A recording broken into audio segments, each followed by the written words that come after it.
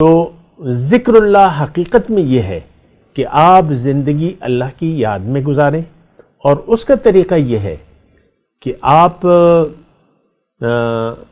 قرآن اور سنت کو اپنا لیں، یعنی اللہ کی ہدایات کے مطابق زندگی گزاریں، اپنی مرضی کی بجائے اللہ کی مرضی کو قبول کریں اور اللہ کی مرضی کے مطابق زندگی گزاریں، تب تو آپ مومن ہیں، تب تو آپ ذاکر ہیں۔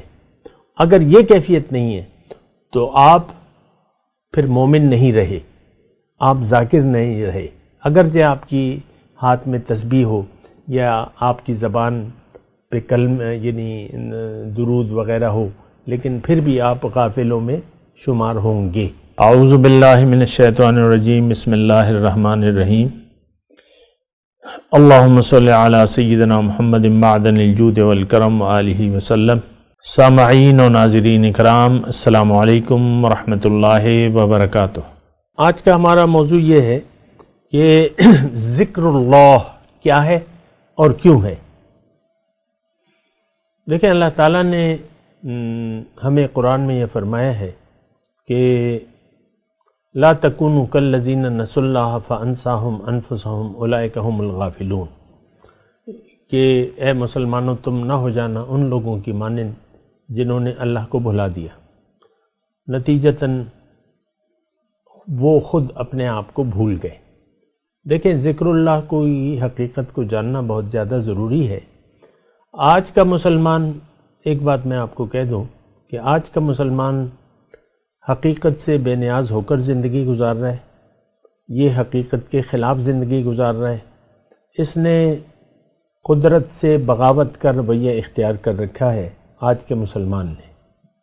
یہ باغی ہے، یہ نافرمان ہے، یہ اللہ کے راستے پر نہیں چلنا چاہتا۔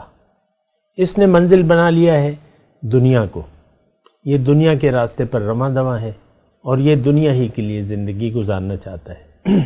آپ خود دیکھ لیں، اپنا محاسبہ کر لیں کہ ہمارا مقصود حیات دنیا ہے۔ اپنی خوشیوں کو دیکھ لیں، آپ کون سی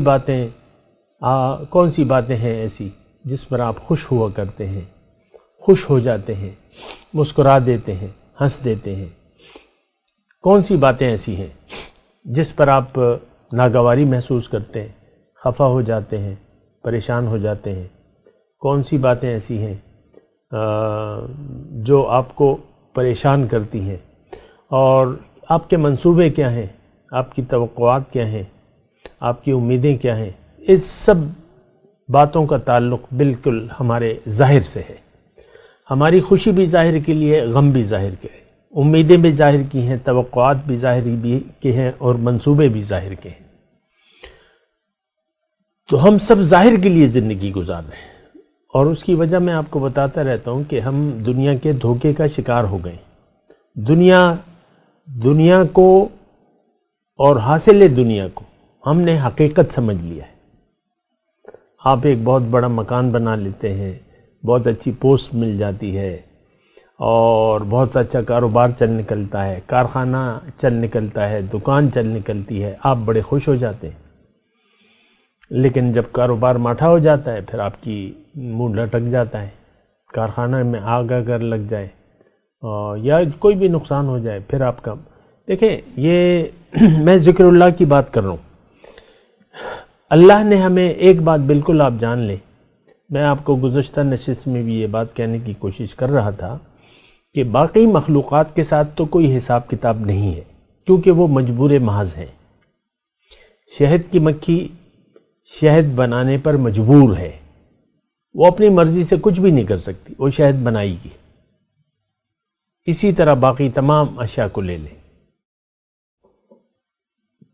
تو انسان دیکھیں خلاصہ کائنات ہے۔ دوسری بات یہ ہے کہ ہمیں دنیا مقصد ہے نہیں، کچھ نظر نہیں آتا۔ یعنی آپ دنیا، ساری دنیا اگر حاصل بھی کر لیں تو کیا؟ جو کھانا آپ کھاتے ہیں اس سے زیادہ تو آپ کھا نہیں سکتے، جو پانی پیتے ہیں اس سے زیادہ آپ پی نہیں سکتے، اور پھر آپ کو اپنے اوپر کنٹرول بھی نہیں ہے، اپنے آپ کو بیماری سے بھی نہیں بچا سکتے، اور اپنی عمر کم یا زیادہ بھی نہیں کر سکتے، موت آپ کو بہرحال آئے گی، تو آپ نے اگر کما بھی لیا تو کہاں لے جائیں گے، کہاں خرچ کریں گے، کیا کریں گے اس کا؟ سب کچھ چھوڑ چھاڑ کے چلے جائیں گے۔ وہ ہم پڑھتے تھے نا وہاں اسکول میں، میرے خیال سے فرسٹ ایئر میں ایک نظم تھی کہ سب ٹھاٹ پڑا رہ جائے گا جب لاج چلے گا بنجارا۔ تو بہرحال ایک بات اس کو نوٹ کر لیں، ذکر اللہ کی خیر میں بات کر رہا ہوں اور اسی تک میں محدود رہنا چاہتا ہوں۔ اللہ کی یاد، اللہ کی یاد، ایک بات میں اس میں ابتدائی طور پہ کہہ دوں کہ دیکھیں اللہ تعالیٰ نے ہمیں دنیا کے لیے نہیں بنایا، آخرت کی کامیابی کے لیے یا اس کی کوشش کے لیے ہمیں دنیا میں اللہ تعالیٰ نے بھجوایا ہے۔ اب اگر ہم زندگی، ایک مختصر جملہ ہے، اگر ہم زندگی اللہ کی یاد میں گزاریں تو ہم کامیاب ہو جائیں گے، لیکن اللہ کی یاد کو، اللہ کو بھلا کر اگر ہم نے زندگی گزاری تو پھر انسان ناکام ہوگا۔ ایک بات یہ نوٹ کر لیں، جیسے کہ میں نے گزشتہ نشست میں آپ کو آیت بھی بتائی تھی کہ اللہ تعالیٰ نے ہمیں کہا ہے کہ تم ایسے نہ ہو جانا ان لوگوں کی مانند جنہوں نے اللہ کو بھلا دیا۔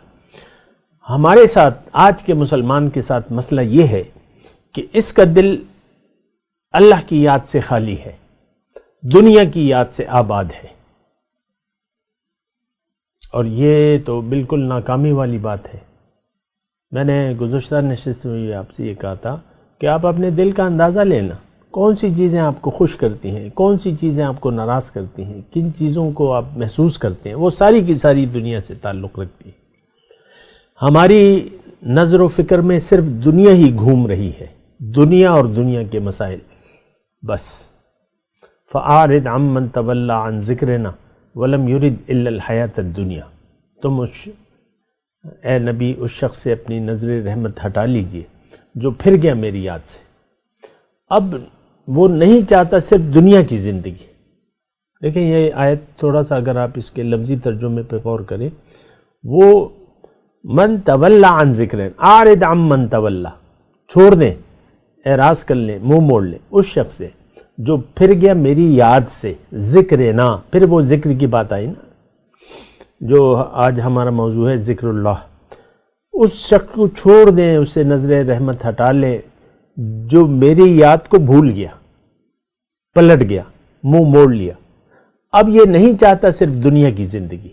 اس کا مطلب یہ ہے کہ جو صرف دنیا کی زندگی کا طالب ہے تو اس کے، وہ دراصل اللہ کی یاد کو اس نے بھلا دیا ہے۔ قرآن کے مطلب الٹیمیٹ یہی بات آتی ہے سامنے، من تولا عن ذکرنا لم یرید الا الحیاۃ الدنیا۔ تو اگر آپ صرف دنیا کی زندگی کے طالب ہیں، یہ میں آپ کو ایک آپ کی سہولت کے لیے ایک ٹیسٹ بتا رہا ہوں، ایک علامت بتا رہا ہوں کہ اگر آپ اپنے متعلق یہ اندازہ لگانا چاہیں تو یہ آپ کے لیے ایک بہترین علامت ہے۔ اگر آپ کی نظر میں اہمیت جو ہے دنیا اور ما فیہا کی ہے اور کوئی چیز قابل ذکر یا اہمیت کے قابل نہیں ہے، تو اس کا مطلب یہ ہے کہ اللہ کی یاد کو آپ نے بھلا دیا ہے۔ میں نے آپ کو جیسے کہ آغاز میں کہا، یا تو دنیا کی زندگی آپ اللہ کی یاد میں گزاریں گے یا اللہ کی یاد سے غافل ہو کر گزاریں گے۔ اب اللہ کی یاد کیا ہے؟ اللہ کی، دیکھیں اللہ تعالیٰ نے ہمیں بنایا ہے، پیدا کیا ہے اس دنیا میں، اور ہماری اپنی یاد کے لیے اس نے ایک ضابطہ حیات بنا دیا ہے، زندگی گزارنے کا ایک خاص طریقہ جو کہ قرآن ہے، اور اس پہ عمل کا طریقہ جو کہ سنت رسول ہے۔ تو اگر آپ شریعت کی پابندی کر رہے ہیں، اگر آپ متقی ہیں یعنی احتیاط سے زندگی گزار رہے ہیں، اگر آپ حرام حلال کا خیال رکھ رہے ہیں، اگر اللہ کی رضا اور اللہ کی ناراضگی کی آپ کی نظر میں کوئی اہمیت ہے، اور آپ ہر وقت مطلب ایک خوف میں مبتلا ہوتے ہیں کہ کہیں ایسا نہ ہو کہ میں کوئی ایسی بات سوچ لوں یا ایسی بات ذہن میں بٹھا لوں یا ایسا کام کر لوں جس کی وجہ سے اللہ تعالیٰ مجھ سے ناراض ہو جائے، اگر یہ ڈر آپ کو لاحق ہے تو اس کا مطلب یہ ہے کہ آپ اللہ کی یاد میں زندگی گزار رہے ہیں۔ لیکن اگر آپ زندگی کے کام کرتے ہوئے، زندگی گزارتے ہوئے اللہ کی رضا کا خیال نہیں رکھ رہے، اللہ کے دین کی پابندی نہیں کر رہے، اللہ کے رسول کے راستے پر چلنے کی کوشش نہیں کر رہے، اس کا مطلب یہ ہے کہ آپ کا دل یاد الہی سے غافل ہے۔ تو ذکر اللہ حقیقت میں یہ ہے کہ آپ زندگی اللہ کی یاد میں گزاریں، اور اس کا طریقہ یہ ہے کہ آپ قرآن اور سنت کو اپنا لیں، یعنی اللہ کی ہدایات کے مطابق زندگی گزاریں، اپنی مرضی کی بجائے اللہ کی مرضی کو قبول کریں اور اللہ کی مرضی کے مطابق زندگی گزاریں، تب تو آپ مومن ہیں، تب تو آپ ذاکر ہیں۔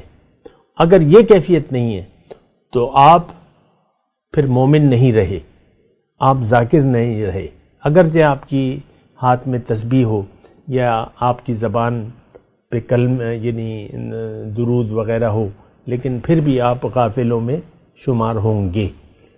میں بات کرتا ہوں ایک وقفے کے بعد۔ وآخر دعوانا ان الحمدللہ رب العالمین، والسلام علیکم ورحمۃ اللہ وبرکاتہ۔ مولایا صلی وسلم دائما ابدا علی حبیبک خیر الخلق کلہم۔